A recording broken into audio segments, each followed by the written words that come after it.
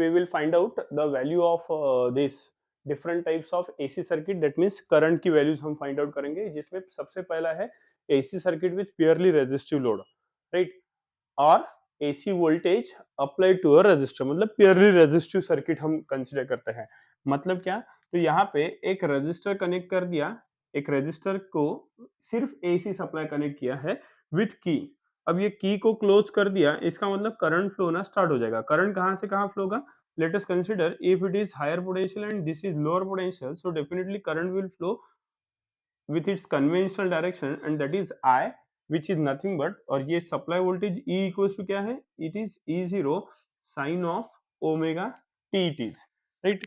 E is equals to E0 sine omega t. तो इस हिसाब से कि करंट कितना फ्लो होगा वो हमें यहाँ पे फाइंड आउट करना है। तो हमारे पास इक्वेशन है, we have what we have is E is equals to E0 sine of omega t. This is, we can call equation number 1, right? And that is we are having, and by Ohm's law क्या कहता है Ohm's law? that E is equals to I into R, है ना? इस I को मैं small draw करता हूँ क्योंकि E के लिए हमने स्मॉल अल्फाबेट का यूज किया है, तो E is equals to I into R। इसको इक्वेशन 2 कह देते हैं। इक्वेशन 1 और 2 का ऑब्जर्व करते हैं तो लेफ्ट हैंड साइड सेम है, तो राइट हैंड साइड को इक्वेट कर देते हैं, right? So therefore equating RHS right hand side of equations 1 and 2, तो what will get? I into R पहले लिखता हूँ, I into R is equals to right hand side of equation 1, that is E0 sin omega t it is, right? This is your first equation and this is the second equation। दोनों के right hand side को equate कर दिया, हमें current का equation find out करना है, तो current I is equals to E0, ये R को राइट शिफ्ट कर दिया तो E0 by R into sin omega t।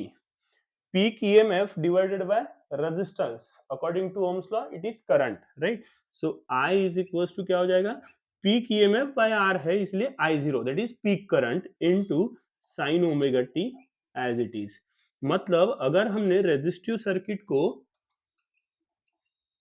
E is equals to E0 sin omega t, ये EMF सप्लाई दे दिया, तो उसमें से जो करंट I फ्लो होगा वो कितना फ्लो होगा? That becomes I0 sin omega t। मतलब क्या कि प्योरली रेजिस्टिव सर्किट में there is no phase difference between the EMF signal and current signal. Current और ईएमएफ सिग्नल में कोई भी फेज डिफरेंस नहीं है। यहाँ पे भी ओमेगा टी है, यहाँ पे भी ओमेगा टी है, phases are same, phase difference is 0, right? And for this we will draw the waveforms. ये ब्लू कलर की वेवफॉर्म यहाँ पे मैंने ईएमएफ के लिए ड्रॉ की है। This is E which is equals to E0 sine omega t it is, right? E is equals to E0 sin omega t। so इस हिसाब से what is the value of current, what is the waveform for the current, है ना? Current की waveform क्या रहेगी?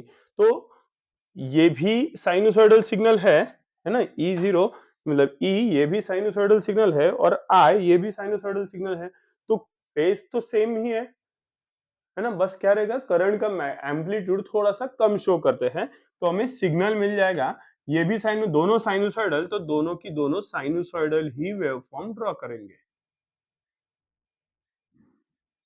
And will be like this, right? तो this becomes I is equals to I0 sin omega t, है ना? यहां से अगर हमने परपेंडिकुलर मतलब इसके मैक्सिमम वैल्यू से परपेंडिकुलर इधर प्लॉट कर दिया तो ये ईएमएफ का सिग्नल है, तो this is peak value of EMF and this is peak value of current, that is peak value मतलब मैक्सिमम वैल्यू, राइट? इसके लिए फेजर डायग्राम देखते हैं। फेजर डायग्राम क्या होता है? What is mean by phasor? Phasor is nothing but the rotating vector which gives the quality of the signal which will vary with respect to time, है ना? with respect to time वो vary होगा, जैसे कि theta is equal to omega t लिया है, इसका मतलब ये ईएमएफ सिग्नल और current signal they are time dependent signals. Time के हिसाब से उनका एम्पलीट्यूड जो है वो चेंज होते जाएगा, वेरी होते जाएगा, राइट? अब हमें पता है कि यहाँ पे करंट और ईएमएफ इनमें कोई भी फेज डिफरेंस नहीं है, तो you can easily draw the signal, है ना? अगर मैं करंट सिग्नल ड्रॉ करता हूँ तो करंट सिग्नल का एम्पलीट्यूड छोटा है तो उसका वेक्टर भी, ये वेक्टर है रोटेटिंग वेक्टर, तो इसको मैं इतना शो कर दिया, तो दिस इज नथिंग बट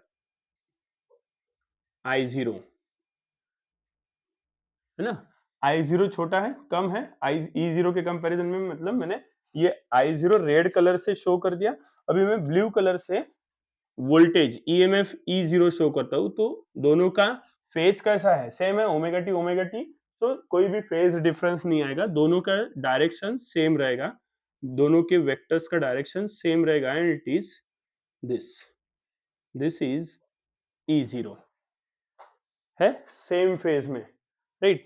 ये एक तरीके से आप वेवफॉर्म फेजर डायग्राम ड्रॉ कर सकते हैं, या फेज कुछ एंगल अगर आप कंसीडर करते भी है, मतलब अगर यहाँ पे ओमेगा टी की वैल्यू ये 30 डिग्री आ गई, है ना, तो 30 डिग्री पे करंट सिग्नल ड्रॉ करने का, ये अप्रोक्सीमेशन में मैंने 30 डिग्री एंगल कंसीडर करते हुए दिस इज ये आई ड्रॉ कर दिया, है ना, और उसी डायरेक्शन में there is, since we know that there is no phase difference, तो करंट के ही डायरेक्शन में voltage signal EMF signal draw करेंगे, एंड इट इज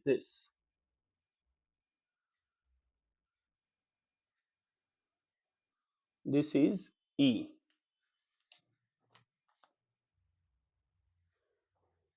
राइट।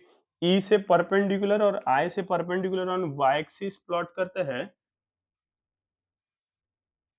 तो ये हो जाएगा E0 and this becomes I0। ई की वैल्यू लिखते हैं तो it is E0 sine omega T आ जाएगा, और आई की value I0 sine omega T. So this is the phasor diagram.